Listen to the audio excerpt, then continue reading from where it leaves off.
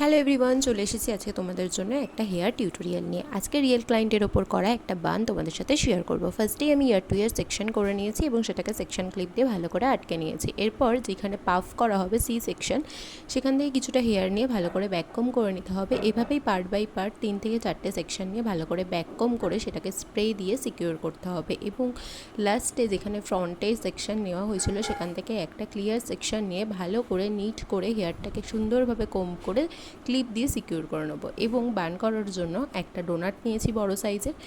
এই ডোনাটের সাইজটা যে যেরকম বান প্রেফার করো সেই হিসাবে নেবে। আমার ক্লায়েন্ট একটা বড় খোপা চেয়েছিল, সেই কারণে আমি এই সাইজটা নিয়েছি।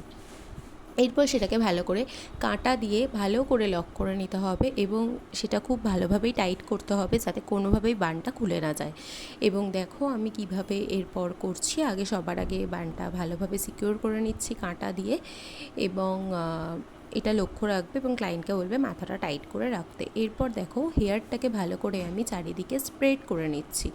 নর্মাল স্প্রেড করলে হবে না, ভালো করে কোম্ব করে নিয়ে নিট করে স্প্রে দিয়ে সেটাকে স্প্রেড করতে হবে। এরপর একটা গার্ডার নিয়েছি নর্মাল রাবার ব্যান্ড, সেটা এই বানের মধ্যে দিলাম। ভালো করে তোমরা টেকনিকটা লক্ষ্য করো এবং সেটাকে সিকিউর করার জন্য আরও কাঁটা আমি সেখানে দিলাম এবং ভালো করে চারিদিকের যে হেয়ারটা ছিল সেটা চারিদিকে রোল করে দিলাম। এরপর শাড়ির সাথে ম্যাচ করে সুন্দর করে ফ্লাওয়ার দিয়ে সেট করে দিলাম। এই হচ্ছে আমার ক্লায়েন্টের ফাইনাল লুক। জানিও কেমন লাগলো।